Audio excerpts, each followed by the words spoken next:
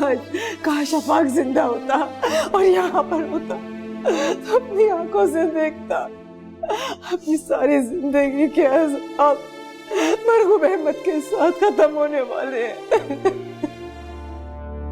मेरी बच्ची जिंदा तो है ना? बच्ची जिंदा।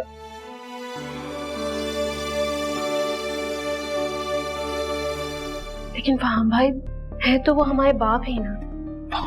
महज एक खिताब नहीं होता, एक रिश्ता होता। जी जी जी, मैं समझ रही हूँ आपकी बात। हमारी एनजीओ का बुनियादी मकसद ही औरतों के हुकूक है और उनके जहनी मसाइल। जी हाँ, मैंने आपके बारे में बहुत सुना है, इसीलिए तो आपसे राब्ता कायम किया। अच्छा, आप मुझे ये बताइए कि वो लड़की की उम्र क्या है? होगी कोई 8 साल। और उसकी एक किडनी खराब है। जी जी, बहुत तकलीफ में है वो फैमिली। देखिए, मैं आपकी बात समझ रही हूँ, आप बेफिक्र रहिए, मैं पूरी कोशिश करूँगी। तो क्या मैं उनसे कह दूं कि आप उनके लिए कोशिश कर रहे हैं? जी जी, आप उन्हें हौसला दीजिए और मैं खुद भी किसी वक्त आके उनकी फैमिली से मिलूंगी। ये तो बहुत अच्छी बात है, आपने तो उनकी टूटी हुई उम्मीद जोड़ दी। अल्लाह हाफिज। अल्लाह हाफिज।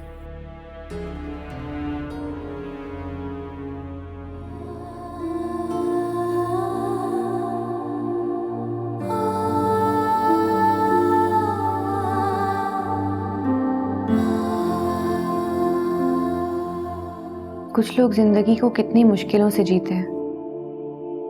दिल चाहता है हर एक के दामन में खुशियां भर दी जाएं, मगर ये तो मुमकिन ही नहीं है।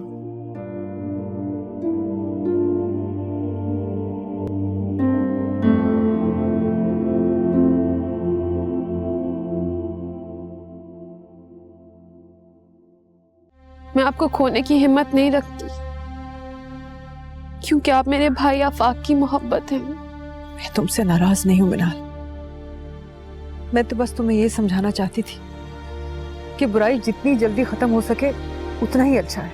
मिनाल, मेरी ज़बान ने ऐसा ज़रूर कहा था, लेकिन मेरे दिल ने कभी भी नहीं चाहा था कि हम बिछड़ जाएं। मैं तो आपकी जुबान के ही अल्फाज सुन पाई, दिल के लफ्ज तो शायद जोहा ने सुन ली।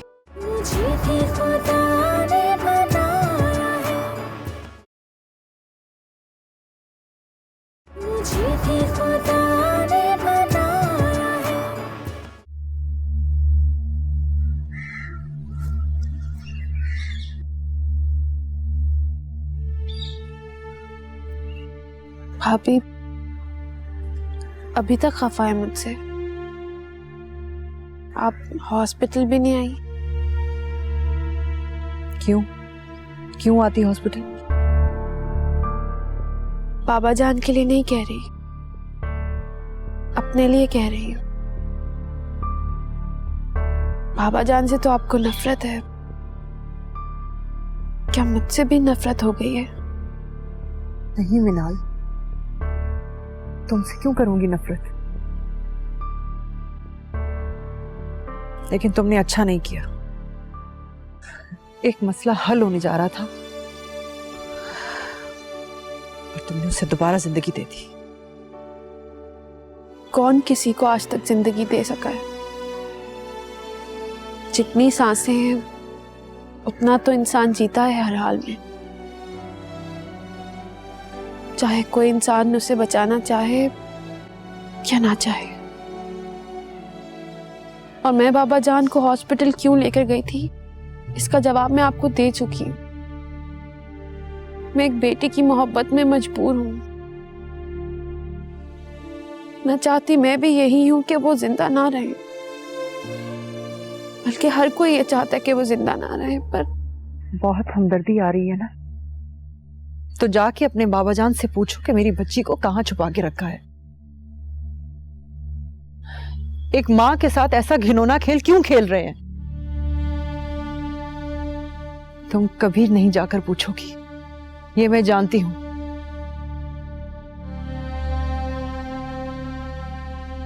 मैं आपको खोने की हिम्मत नहीं रखती, क्योंकि आप मेरे भाई आफाक की मोहब्बत हैं। मैं तुमसे नाराज नहीं हूं मिनाल, मैं तो बस तुम्हें ये समझाना चाहती थी कि बुराई जितनी जल्दी खत्म हो सके उतना ही अच्छा है।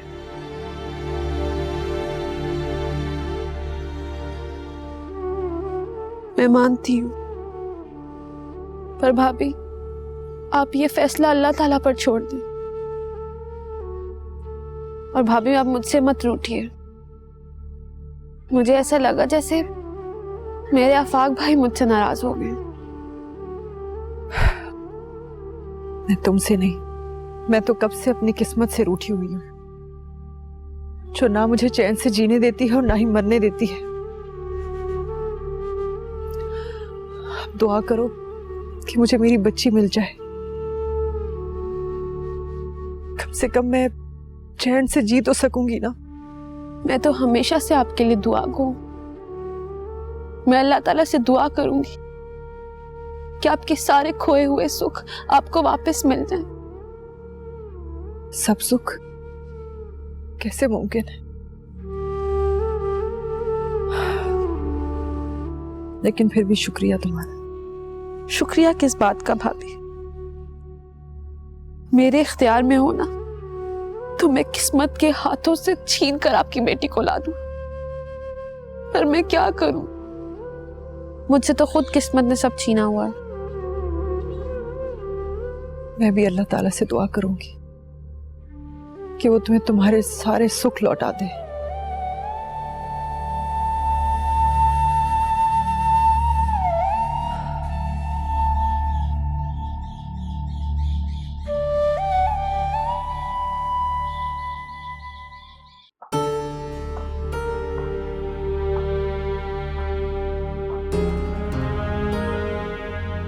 क्या हुआ जोनी? नहीं, कुछ भी नहीं। नहीं, कुछ तो है। इतनी खामोश क्यों हो? कुछ ख्वाहिशात खामोश रहे तो अच्छा है।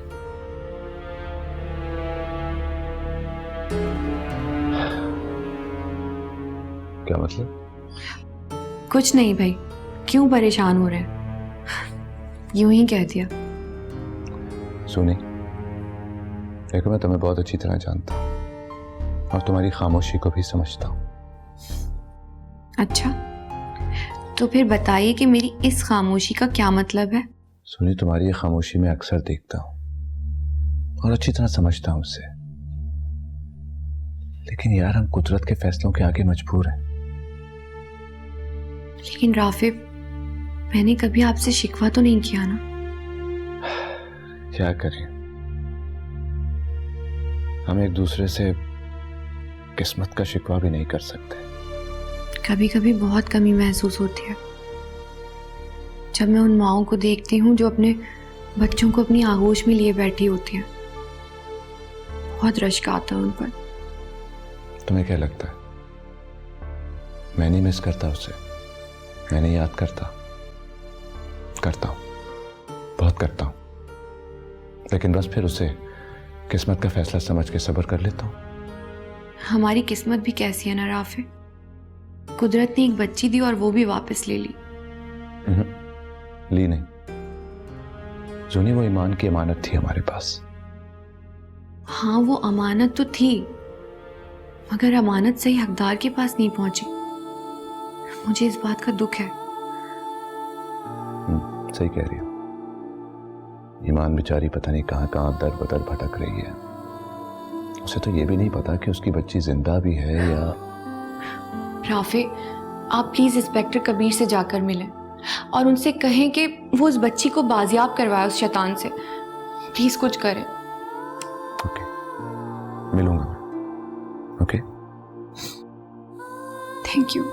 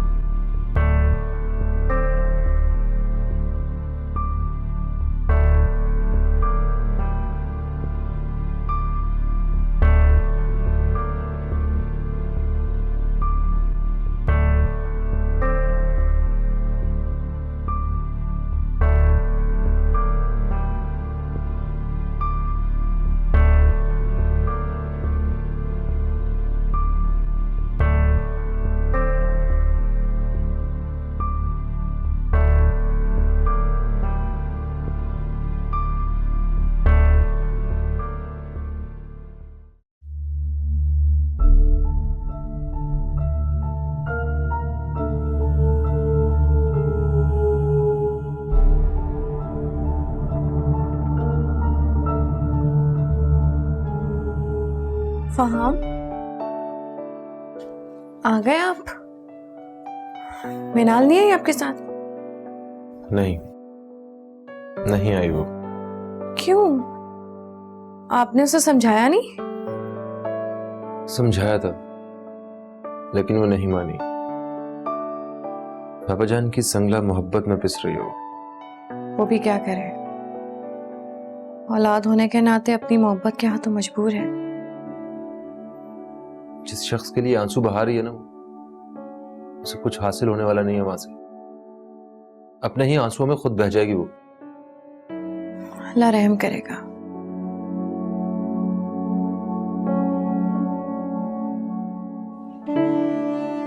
बेटियां कैसी हैं मेरी? पहले से बहुत बेहतर है। ममानी कह रही थी कि मौसम ठीक नहीं है, इसलिए बहुत ज्यादा उनकी टेक केयर करनी पड़ेगी। मुझे अपनी बेटियों की बड़ी फिक्र रहती है।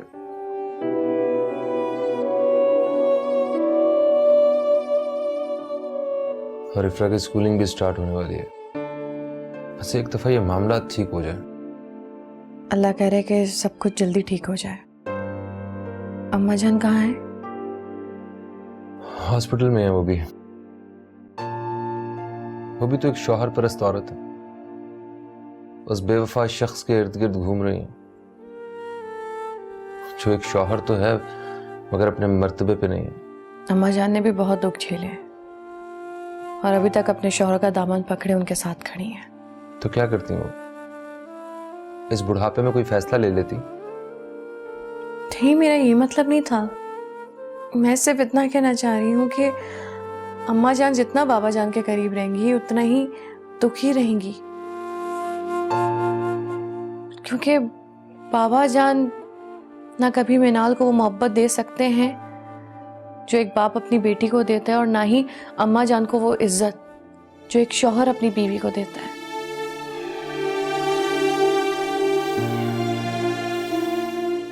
एक दरख्वास्त है तुमसे अबीर। दरख्वास्त करने की क्या जरूरत है आपको? हुक्म कीजिए। ये हुक्म देना मुझे पसंद नहीं, और ना ही मैं इन चीज़ों पे यकीन रखता हूँ।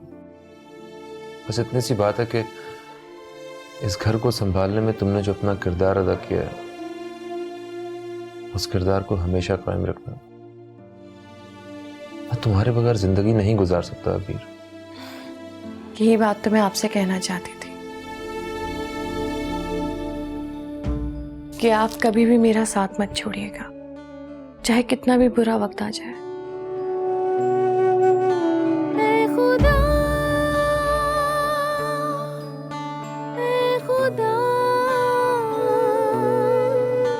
तेरे होते हुए तेरे बंदे बने हैं खुदा।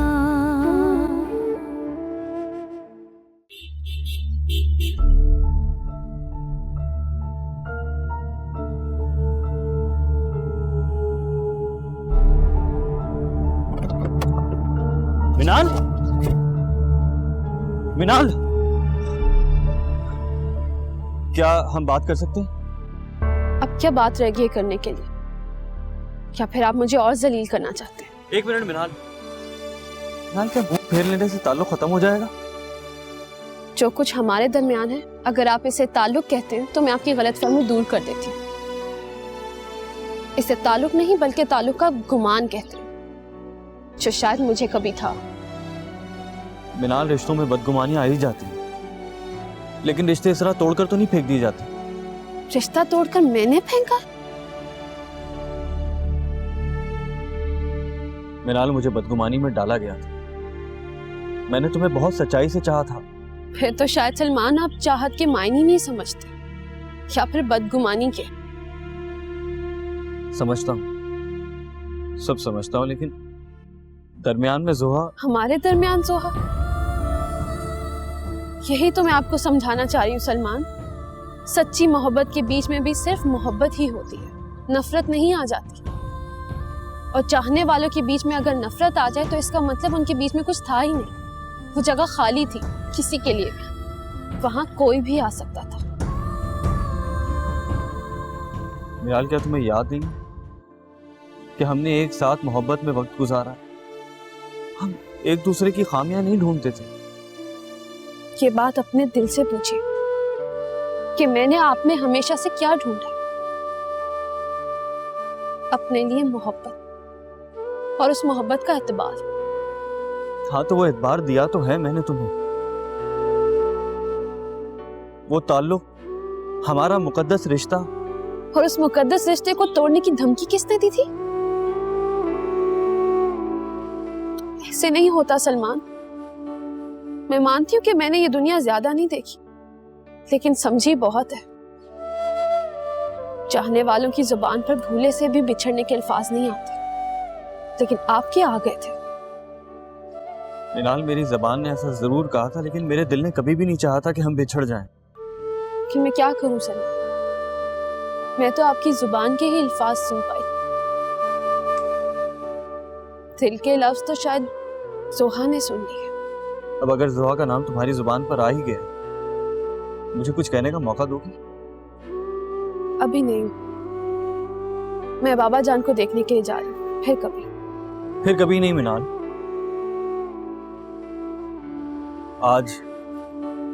आज मेरा तुमसे मिलना बहुत जरूरी है। मुझे बहुत जरूरी बात करनी है। क्या तुम मुझसे मिलने ऑफिस आ सकती हो प्लीज? आ जाऊंगी। थैंक्स मिनाल, मैं कॉल करूंगा तुम्हें।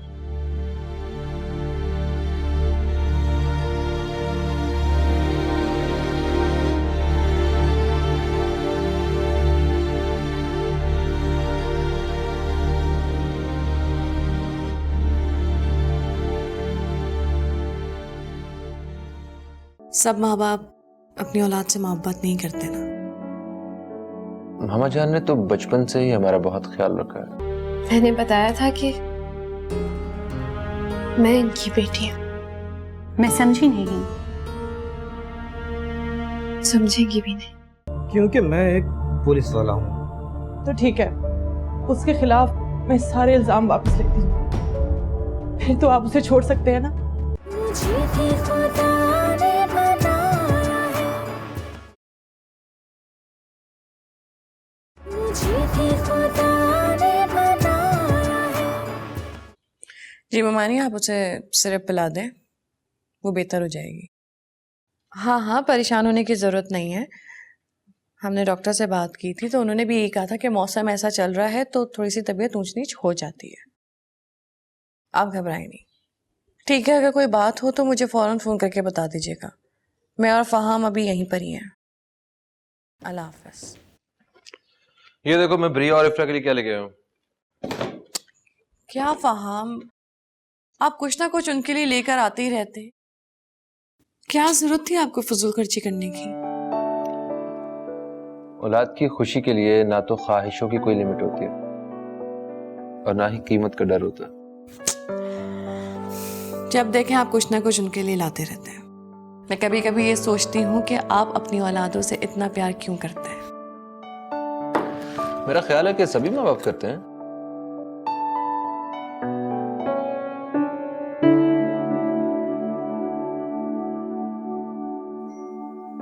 क्या सोच रहे हैं? सब माँ बाप अपनी औलाद से मोहब्बत नहीं करते ना। मामा जान ने तो बचपन से ही हमारा बहुत ख्याल रखा है, बल्कि हम दोनों भाइयों से उन्होंने बराबर मोहब्बत की है। मगर मिनाल से वो ज्यादा मोहब्बत करती थी। इसलिए कि माओ को बेटियों से जरा ज्यादा मोहब्बत होती है। मैंने तो सुना है कि माएं बेटों को ज्यादा प्यार करती हैं। बेटों से बाप ज्यादा मोहब्बत करते हैं क्योंकि वो आगे जाके उनका सहारा बनते हैं। अच्छा, तो बेटियां सहारा नहीं बनती क्या? हमारे माशरे में बेटियों को ज्यादातर बोझ समझा जाता है।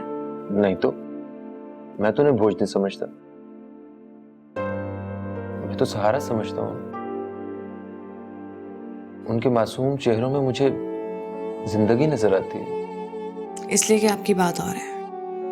क्यों भाई, मेरी बात क्यों हो रहा है ना फर्क, बहुत फर्क है। हर बाप के सोचने की सतह अलग होती है, लेकिन माँ अपने सारे बच्चों को एक ही तरीके से प्यार करती है। भाई माँ हो ना तुम, तो इसीलिए माँ के हक में बात कर रही हो। इस तरह तो आप भी बाप हैं, आप भी तो बाप के हक में बोल रहे हैं। चाय पियेंगे? हाँ, अगर अच्छी सी चाय बना के पिला दो तो। ओके, मैं अभी लाती हूँ।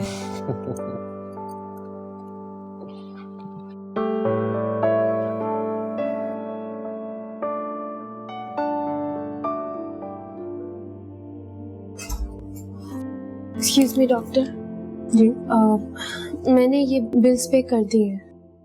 आपके पेशेंट क्योंकि बोल नहीं सकते इसलिए उन्होंने कुछ लिख कर दिया है। इसमें लिखा है कि मेरे मैनेजर को बुलाइए और वो ही मेरे सारे बिल अदा करेंगे और किसी और को मेरा अटेंडेंट ना रहने दिया जाए। आपने बताया था ये आपके बाप हैं? मैंने बताया था कि मैं इनकी बेटी हूँ। मैं समझी नहीं। समझेंगी भी नहीं। बहरहाल आप यहाँ रुक नहीं सकती, अलबत्ता इसमें मैनेजर का नाम और नंबर लिखा है, आप उन्हें कांटेक्ट करके यहाँ बुलवा लीजिए।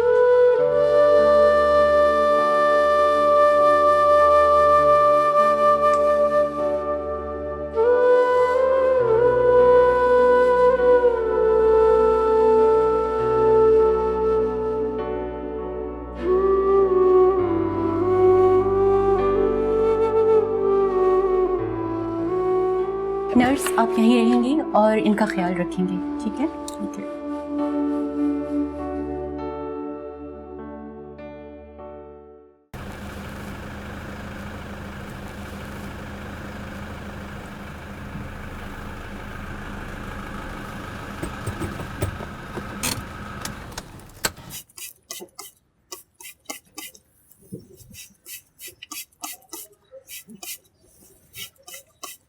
हेलो जूनी।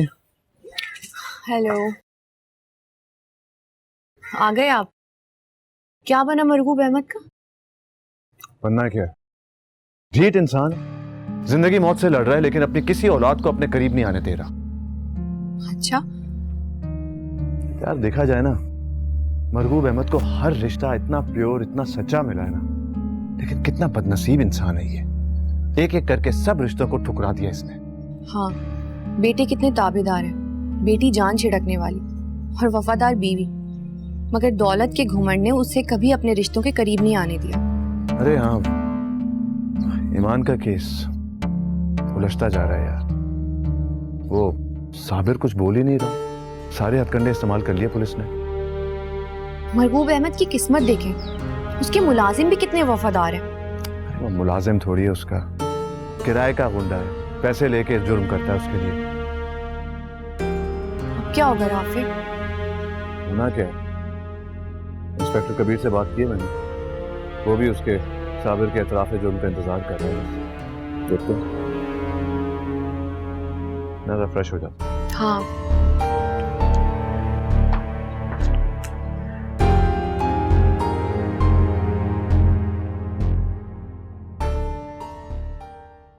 इंस्पेक्टर साहब, आप समझ क्यों नहीं रहे? उसका ज़मीर जाग उठा है। मेरा दिल कहता है वो मेरी बच्ची मेरे हवाले जरूर कर देगा। देखें, वो एक मुजरिम है और मैं एक पुलिस वाला। उस मुजरिम के दिल की बात, उसकी आंखों में जो कुछ मैं देख रहा हूँ या समझ रहा हूँ, आप नहीं समझ सकते। अगर एक माँ की आंख जो देख रही है वो आपको दिखाई नहीं देता, आप जज्बाती हो रही हैं। और आपको मेरे जज्बात से कोई फर्क नहीं पड़ता। क्योंकि मैं एक पुलिस वाला हूँ। तो ठीक है, उसके खिलाफ मैं सारे इल्जाम वापस लेती हूँ, फिर तो आप उसे छोड़ सकते हैं ना? इल्जाम भले ही आपके हों, लेकिन उसके खिलाफ केस नसीरुद्दीन ने कर रखा है। हाँ, अगर वो केस वापस ले लेते हैं तो मैं उसे छोड़ सकता हूँ। ठीक है, समझ गई।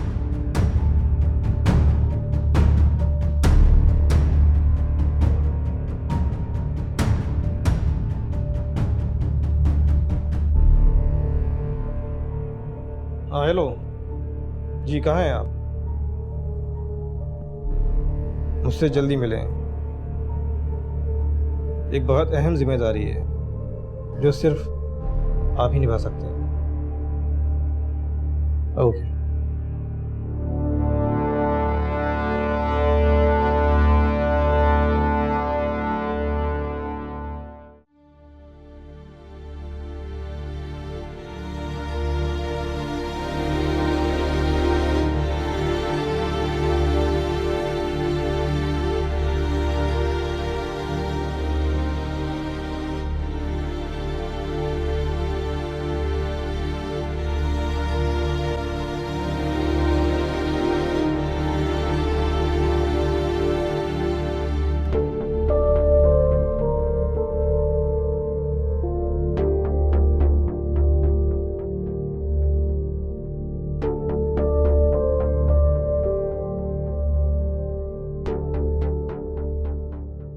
हेलो। हाँ मिनाल कहाँ हो? मैं अभी हॉस्पिटल से बाहर निकल रही थी। मैं ऑफिस में तुम्हारा वेट कर। जी मैं आ जाती हूँ। ठीक है, मैं आपके ऑफिस ही आती हूँ।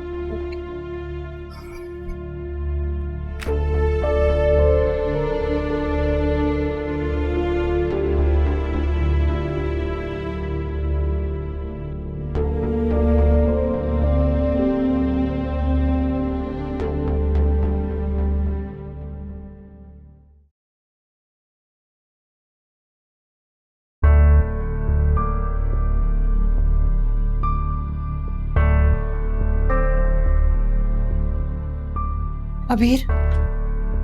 जी भाभी। फार्म कहाँ है?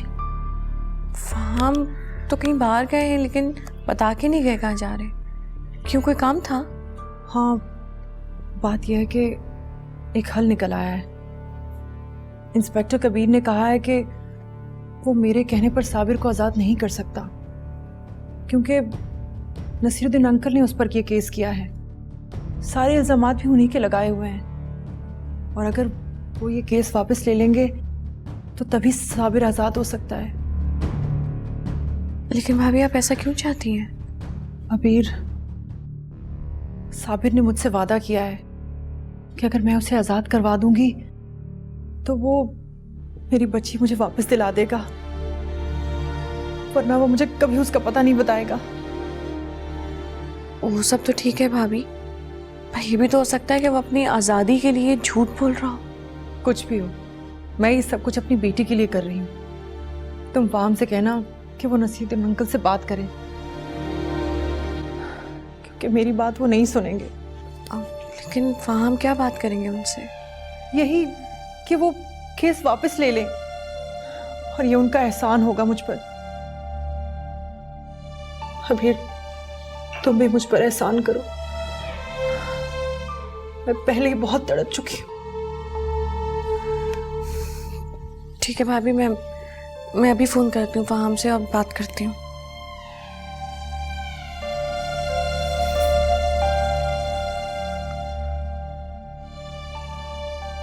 पहले तो जा रही है, उठा नहीं रहे।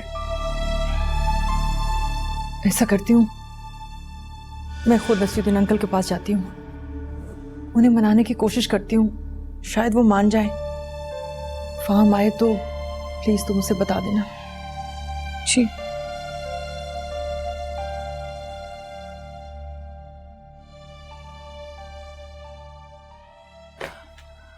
फाहम, मैं तुम्हारे पास ही आई थी, वो मेरी अबीर से बात हुई है। अभी आप इतनी घबराई हुई क्यों लग रही हैं? वो इंस्पेक्टर कबीर, मेरी उनसे बात हो गई है, मैंने उन्हें कायल भी कर लिया है, लेकिन वो कह रहे हैं कि साबिर पर केस नसीरुद्दीन अंकल ने किया है और वही ये केस वापस ले सकते हैं। ओहो भाभी, मैंने आपको समझाया भी था, आपने फिर वही किया। फाहम, वो मान गया है कि वो मुझे मेरी अदन वापस कर देगा, लेकिन आज़ाद होने के बाद। अब तुम मेरे साथ नसीरुद्दीन अंकल के घर चलो, उन्हें समझाने के लिए कि वो ये केस वापस ले लें मेरी खातिर। एक्चुअली मैं अबीर को लेने आया था, मेरा फोन गिर गया था, काम नहीं कर रहा। फोन गिरने से पहले एक्चुअली ममानी का मुझे फोन आया था, वो कह रही थी कि बेटी की तबीयत खराब है। ये सुन के मेरे हाथ से फोन गिर गया और खैर आप चलें, मैं नसीर अंकल को फोन पे समझाता हूँ, मैं उनसे बात करूँगा। ठीक है, मैं नसीरुद्दीन अंकल के घर जा रही हूँ।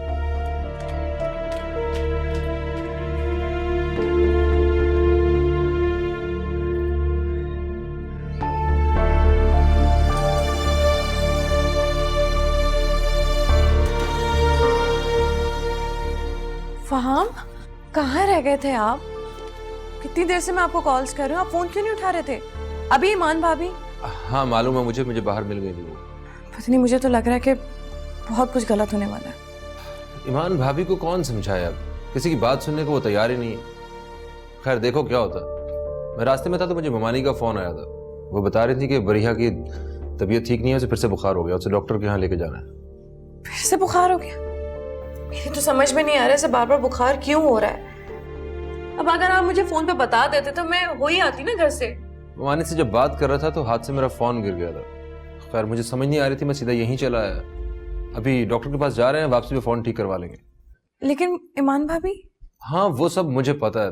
अब तुम ही मुझे बताओ, मैं नसीर अंकल को क्या फोन करूं कि एक मुजरिम को आजाद करवा दे? कल को उसने कुछ ऐसा वैसा किया तो सब मेरी नासमझी का सबूत देंगे। वो सब ठीक है, लेकिन ईमान भाभी को भी तो देखना है ना, उनका भी तो ख्याल रखना है। हाँ तुम पहले घर तो चलो, वो नसीर अंकल के पास गई होंगी, नसीर अंकल बेहतर समझते हैं उन्हें क्या करना है। हमें भरिया को डॉक्टर के पास लेके जाना है पहले। चले।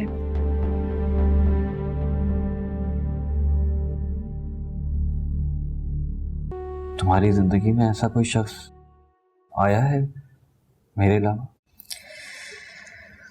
नहीं, मेरी जिंदगी में आपकी तरह कोई वाकया पेश नहीं आया।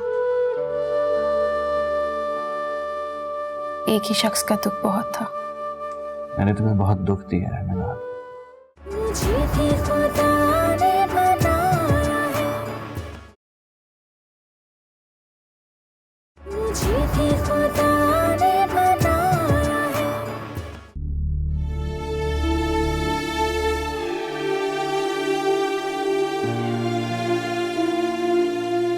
मिनाल,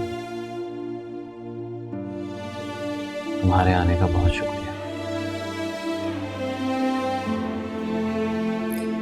शुक्रिया आप दिल से अदा करें या फिर फॉर्मेलिटी पूरी करें? दिल से कह रहा हूं, और अगर यकीन करो तो मेरी जिंदगी में दोबारा आने का शुक्रिया।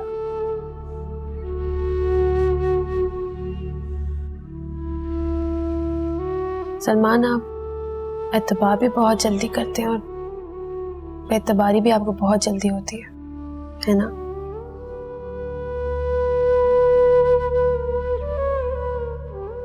कैसे जानती हो सब कुछ मेरे बारे में? हम जिसे चाहते हैं ना, उसके बारे में मुकम्मल जानना चाहते हैं। मगर मैंने तो ये अंदाजा लगाया है मिनाल कि हम जब किसी के बारे में बहुत ज्यादा जान लेते हैं तो उसकी कशिश हमारे लिए खत्म हो जाती है। ऐसा हर एक के साथ तो नहीं होता, और कुछ लोगों के साथ ऐसा भी होता है जिन्हें जितना समझते जाओ वो उतने पुरकशिश होते जाते हैं। क्या तुम्हारी जिंदगी में ऐसा कोई शख्स आया है मेरे अलावा? नहीं, मेरी जिंदगी में आपकी तरह कोई वाकया पेश नहीं आया। एक ही शख्स का दुख बहुत था। मैंने तुम्हें बहुत दुख दिया है मिनाल, कुछ जोहा की वजह से और कुछ अपनी वजह से। तुम्हें तो मुझसे नफरत हो गई होगी। नफरत नहीं हुई आपसे, बस मोहब्बत और सच्चाई पर से एतबार उठ गया। एतबार तो मेरा भी उठ गया था मिनाल, लेकिन जब तुमने एहसास दिलाया तो मैंने गौर किया, सच और झूठ को समझने की कोशिश की। फिर क्या समझ में आया?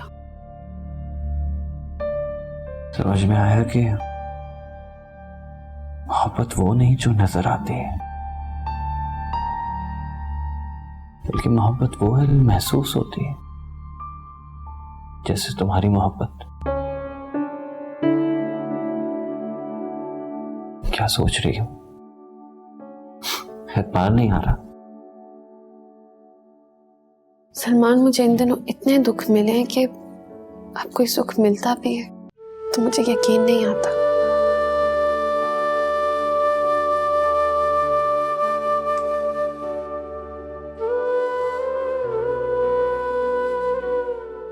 वो सच कह रहा है। मुझे तो सिर्फ अपनी बच्ची वापस चाहिए, फिर उसके बाद उसे कोई सजा दिलवाने का कोई जवाब नहीं रहता। वो कह रहे थे कि मैं ईमान के आंसू देख नहीं सका। मैं पहले साबिर से बात करूंगा, फिर कोई आगे फैसला करूंगा। अब क्या कह सकते हैं फहम? अगर उन्होंने ये कहा है तो कुछ सोच समझ के ही फैसला लिया होगा। तो फिर मैं तुम पे कैसे भरोसा करूं? आपकी तो मजबूरी है, क्योंकि आपको बच्ची हर हाल में चाहिए। तो क्या, गई वो नसीरुद्दीन साहब के घर, और वो भी बेचारे क्या करते यार, मजबूर हो गए केस वापस लेने पर। केस वापस ले रहे?